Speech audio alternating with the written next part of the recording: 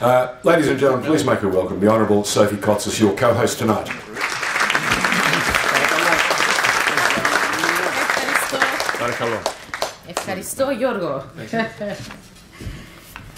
Firstly, I would like to acknowledge the traditional owners of the land and pay my respects to their elders past and present.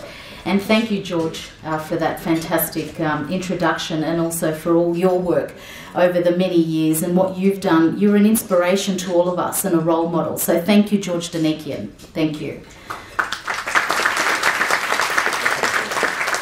I'm going to try and pronounce this correctly. Assalamu alaikum. It is a pleasure to welcome you to the New South Wales Parliament, Australia's oldest parliament. Galosir Fateh. I'd like to thank Ahmed Pollet and the directors of the Affinity Intercultural Foundation for their hard work putting this evening's event together. It is an honour, it is a great honour for me to be co-hosting this very important event with the Minister, John Ajaka. I would also like to acknowledge my leader, the Leader of the Opposition, Luke Foley, and who joins us here this evening, and Luke represents one of the state's most diverse communities as the member for Auburn.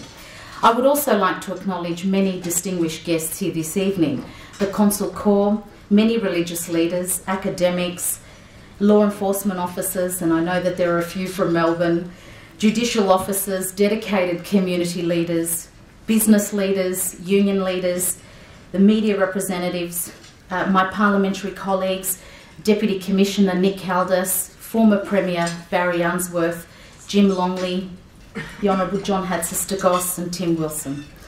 This evening we celebrate the end of the day's fast, honouring the holy tradition of Ramadan, which Muslims have observed for more than 1,000 years.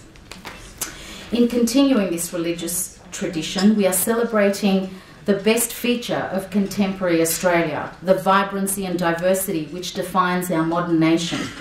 Australia is blessed to have been infused with people from every nationality, culture and faiths on earth, all of whom have journeyed down under to build a better life for them and also the next generation. Together we have forged the world's most successful multicultural society. Yet we cannot take the success of multiculturalism for granted. Modern multicultural Australia is only a success because of groups, individuals, which actively foster acceptance, education, and understanding. And since the Affinity Intercultural Foundation was founded 15 years ago, it has been at the forefront of efforts to promote understanding and dialogue among the different cultures and faith traditions that make up the rich tapestry of contemporary Australia.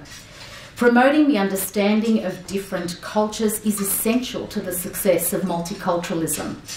The duty to promote understanding of different cultures is not one that falls to politicians and public figures alone. It is a duty that every citizen must embrace so that we can pass on the spirit of acceptance, peace and harmony to future generations, to the next generation. And I'm proud, as has already been said, I'm proud to say that tonight my son George is here.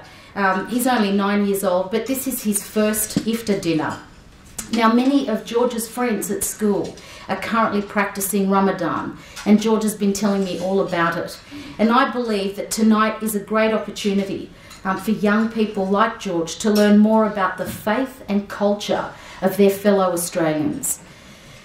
I congratulate the Affinity Intercultural Foundation for organising tonight's event and for all the great work that they do in our community and all the great work that you do in our community. And I wish all of you a blessed and peaceful Ramadan. Ramadan Mubarak. Thank you.